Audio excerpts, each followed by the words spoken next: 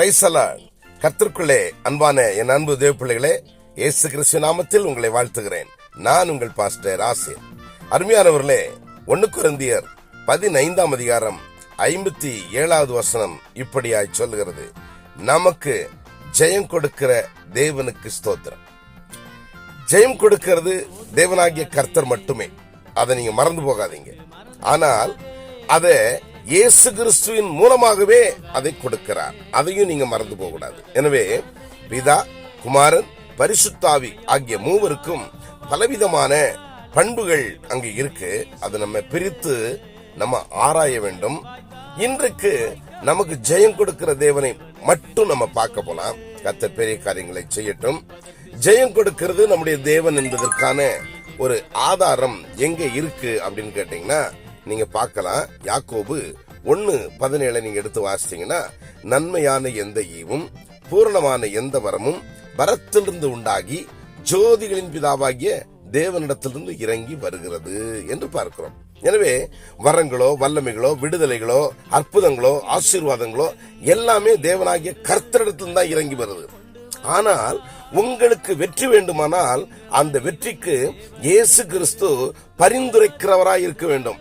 இயேசு கிறிஸ்து உங்களுக்காக, என்னுடைய மகனுக்கு இதை நீங்க செய்து கொடுங்க ஆண்டவரேன்னு சொல்லி பிதாவின் இடத்துல வாக்கு கிடங்காத பெருமூச்சுகளோடு கூட வேண்டுகிறார் என்பதை நீங்க மறந்துடக்கூடாது. எனவே இன்னைக்கு நம்முடைய இயேசு கிறிஸ்துவினாலதான் பிதா உங்களுக்கு ஆசீர்வாதத்தை கொடுக்கிறார். ரெக்கமெண்ட் பண்றேன். அவர் ரெக்கமெண்ட் பண்ணலன்னா கதை நடக்காது. பரிசுத்த ஆவியானவர் உங்களுடைய தலையிலிருந்து கால் வரைக்கும் அபிஷேகத்தால் நிரப்பி அங்கே உள்ளும் புறமும் இருக்கிற எல்லா கேடுபாடுகளை அகற்றி, இவன் நன்மை செய்கிறவன் தான், இவன் உண்மை உள்ளவன் தான் சொல்லி ப்ரூவ் பண்ணி இயேசு கிறிஸ்துடைய கரங்களை கொடுக்கிறார். இயேசு கிறிஸ்து நம்மை பார்த்து நம்மை விடுவிக்கிறார். இயேசு கிறிஸ்து ரட்சிக்க மட்டும் வந்தவர். அதை நீங்க மறந்துடக்கூடாது. எனவே இயேசு கிறிஸ்து விடுதலைக்காக வந்தவர், ரட்சிக்க வந்தவர். அதனாலதான் உங்களுக்காக தன்னுடைய ரத்தத்தையே சிந்தி இந்த பூமியில மன்னிப்பு அப்படிங்கிற அதிகாரத்தை கொடுத்து விடுதலைக்காக உங்களை ரட்சிக்க வந்தார். எனவே நமக்கு எந்த நன்மை வேணுமானாலும் சரி, என்ன காரியம் வேணுமானாலும் சரி, பிதாவாகிய தேவனிடத்திலே நம்ம கேட்க வேண்டும். பிதாவுக்கு நிறைய பெயர்கள் உண்டு. யெகோவா, யெகோவா நிசி, யெகோவா ஷாலும், யெகோவா ரூபா, எல்ஷடாய் தேவன், எல் எலியோன், இப்படி பல பேர் உண்டு. எனவே ஒவ்வொரு நாமத்திற்கும் வல்லமை உண்டு. அப்ப ஒவ்வொரு நாமத்திற்கு வல்லமை உண்டுன்னா, இப்ப நமக்கு ஜெயம் வேண்டும். அப்ப ஜெயம் வேண்டும்னா நம்ம யாரை பார்த்து கேட்க வேண்டும்? ஜெயம் கொடுக்கிற தேவனுக்கு இன்னொரு பேர் இருக்கு. அதுக்கு பேர் தான் யெகோவா நிசி. அப்ப நீங்க இதனால் வரைக்கும் ஜெபிச்ச ஜெபம் கேட்கப்படல, உங்களுக்கு வெற்றி வரல, அல்லது ஜெயம் வரலன்னா என்ன காரணம்? நீங்க யெகோவா நிசி கிட்ட போய், ஆண்டவரே எனக்கு விடுதலை தாரும், தேவனே எனக்கு விடுதலை தாருன்னு சொல்லி ஜெயம் கொடுக்கிற யெகோவா நிசி கிட்ட உங்க பிரச்சனையை சொல்லணும். அது யார் மூலமா சொல்லணும் அப்படின்னா, இயேசு கிறிஸ்துவின் மூலமாக தான் நீங்க தெரியப்படுத்தணும். இல்லைன்னா விடுதலை வராது, அல்லது வெற்றி வராது.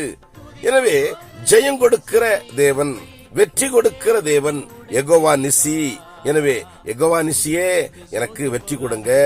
யெகோவா நிசினா வெற்றி கொடுக்கிற தெய்வம். அதை மறந்துடக்கூடாது. எனவே தேவனுடைய சமூகத்துல உண்மையாக இருந்து ஸ்தோத்திர பலியிட்டு பிதா, குமாரன், பரிசுத்தாவியானவரை கனம் பண்ணி நீங்க உண்மையாய் கர்த்தரை ஆராதிக்கிற அந்த ஆராதனை பொய்யாய் போகாதபடிக்கு பாவ சாபங்கள் இருந்து விடுதலையாகி உண்மையாய் கர்த்தருக்குள்ள இருங்க. பரிசுத்தாவியானவர் உங்களை நிரப்பினாதான் இயேசு கிறிஸ்து உங்களை அபிஷேகிப்பார்.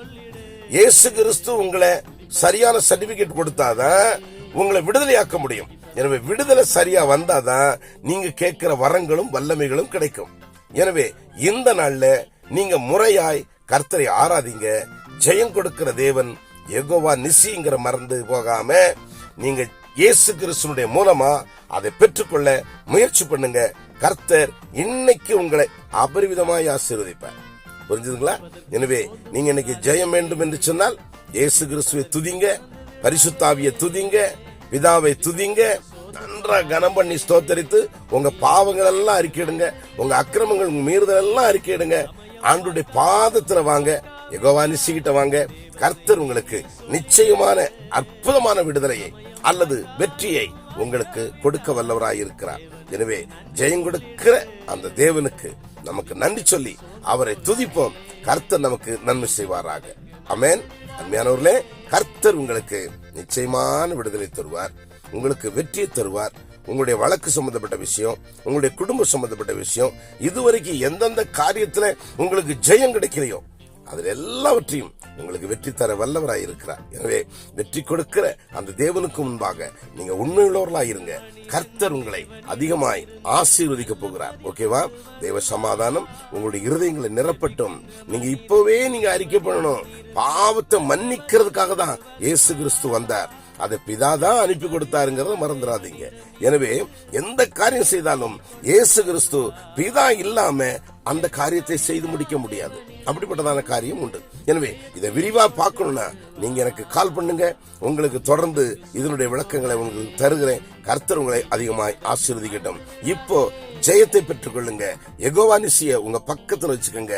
அவர் உங்கள் கூடவே இருக்கும்போது ஜெயம் வந்து கொண்டே இருக்கும். ஓகேவா? கர்த்தர் உங்களை ஆசீர்வதிக்கட்டும். ஆமென். God bless you.